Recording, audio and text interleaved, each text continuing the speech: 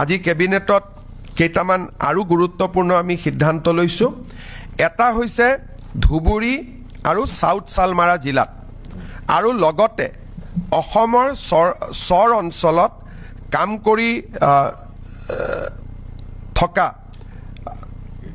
যিখিনি আমাৰ ছোৱালী শিক্ষয়িত্ৰী আছে তেওঁলোকক আমি গৃহ জিলালৈকে ট্ৰান্সফাৰ কৰাৰ বা গৃহ জিলাৰ সমীপৰ এখন জিলালৈকে ট্ৰান্সফাৰ কৰাৰ কাৰণে আমি সিদ্ধান্ত লৈছোঁ। তাৰমানে সাউথ সালমাৰা ধুবুৰী বা চৰ অঞ্চলত যিসকল ছোৱালী শিক্ষয়িত্ৰী কাম কৰি আছিলে 5 বছৰ চাকৰি সম্পূৰ্ণ হৈছে। আগতে আছিলে যে 10 বছৰ হ'ব লাগিব, তাতো পোষ্ট থাকিব লাগিব।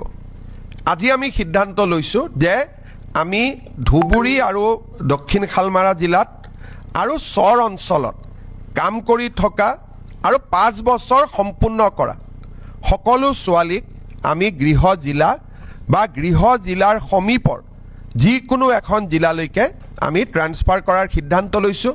কোনোবা যদি ডিব্ৰুগড়ৰ ছোৱালী কাম কৰি আছে, ডিব্ৰুগড়লৈকে যদি পোষ্ট নাই আমি তিনিচুকীয়া, শিৱসাগৰ বা ধেমাজিত দিম। যদি কামৰূপ জিলাৰ সন্তান সাউথ সালমাৰাত কাম কৰি আছে, আমি কামৰূপ জিলাত দিব নোৱাৰিলেও মৰিগাঁও, নলবাৰী আমি ইয়াত দিয়াৰ কাৰণে চেষ্টা কৰিম।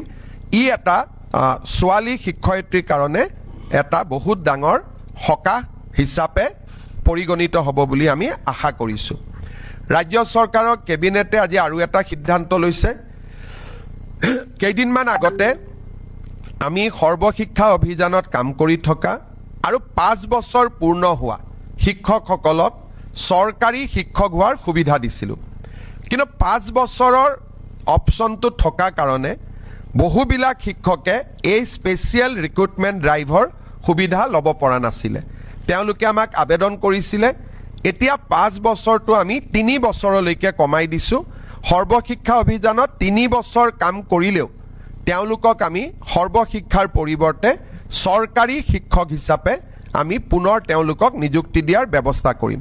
এই দুইটা আমাৰ শিক্ষক শিক্ষয়িত্ৰীসকলৰ বহুদিনীয়া ৰিকুৱেষ্ট আছিলে। আজি দুইটা ৰিকুৱেষ্ট আমাৰ কেবিনেটে গ্ৰহণ কৰে।